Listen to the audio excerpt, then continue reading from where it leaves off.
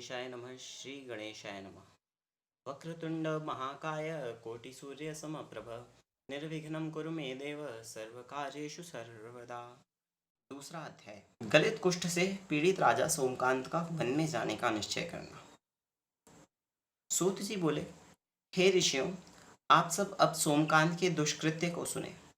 उस धर्मशील राजा को पूर्व जन्म के कर्म फल से अकस्मात अत्यंत दुखदायी गलित कुष्ठ हो गया। मनुष्य के द्वारा किया गया शुभ या अशुभ कर्म उसका कभी पीछा नहीं छोड़ता। जिस जिस अवस्था में जैसा जैसा कर्म किया गया होता है, उस अवस्था में प्राणी को उसका फल भोगना पड़ता है। यह ध्रुव सत्य है। अनेक घावों से युक्त इधर उधर बहते हुए रक्त वाले मवाद और खून से लथपथ राजा सोमकांत कीड़ों द्वारा काटकर विह्वल कर दिए जाते थे। उस समय वे दुख रूपी सागर में उसी प्रकार निमग्न हो जाते थे जैसे समुद्र में बिना नौका के मनुष्य। उस समय उन्हें ऐसी पीड़ा प्राप्त होती थी जैसी कि सर्प के डसने से होती है। उन राजा का शरीर क्षय रोग से ग्रस्त रोगी की भांति हड्डियों का ढांचा मात्र रह गया था। सभी इंद्रियों के रोग युक्त हो जाने से वे चिंता से व्याकुल हो उठे। तदंतर उन राजा सोमकांत ने प्रयत्न पूर्वक मन को स्थिर करके मंत्रियों से कहा। राजा ने कहा, मेरे राज्य और रूप को धिक्कार है, बल, जीवन और धन को धिक्कार है। न जाने मेरे किस कर्म का बीज इस कष्ट के रूप में प्रस्फुटित होकर संपस्थित हुआ है।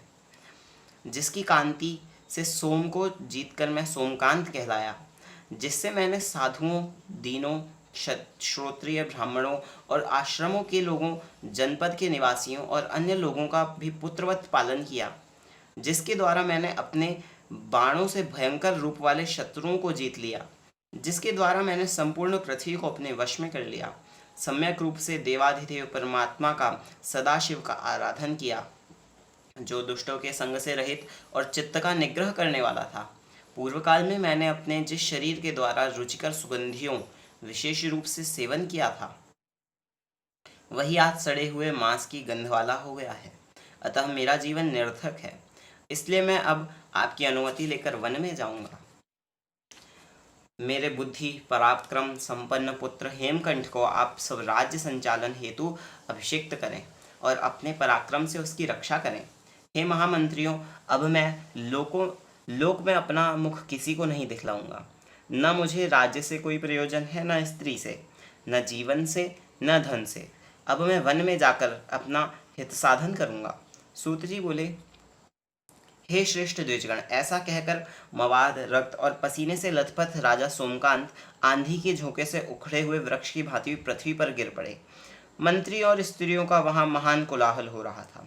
क्षण भर में ही लोगों का वहां अत्यंत दारुण हाहाकार होने लगा। तब मंत्रियों ने वस्त्र से पोंछकर हवा करके शीघ्र लाभ करने वाली औषधियों और मंत्रों का प्रयोग करके उन्हें सचेतन किया और उन राजा सोमकांत के स्वस्थ होने पर उनसे मंत्रियों ने इस प्रकार कहा।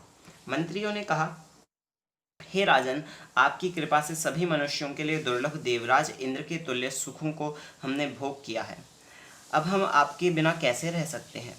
पशुओं का वध करने वाले कसाई की भांति कैसे जीवन धारण कर सकते हैं? आपका पुत्र बलवान है, शत्रुओं का नाश करने वाला है और राजकोष भी प्रभुत धन से संपन्न है, अतः वह अकेला ही राज्य कर सकता है। हम लोग सारे सुखों का त्याग करके आपके साथ ही वन को चलते हैं। सूत जी बोले, तदंतर राजा सोमकांत की रानी सुधर्मा ने कहा कि श्रेष्ठ मंत्रियों, मैं ही अकेली राज्य की सेवा के लिए इनके साथ वन को जाऊंगी। आप लोग मेरे पुत्र के साथ राज्य का भली भांति रक्षण पालन करें। पूर्व काल में किए गए पाप या पुण्य का कर्मफल दुख या सुख के रूप में प्राणी को स्वयं ही भोगना पड़ता है, दूसरा कोई उसे नहीं भोग सकता।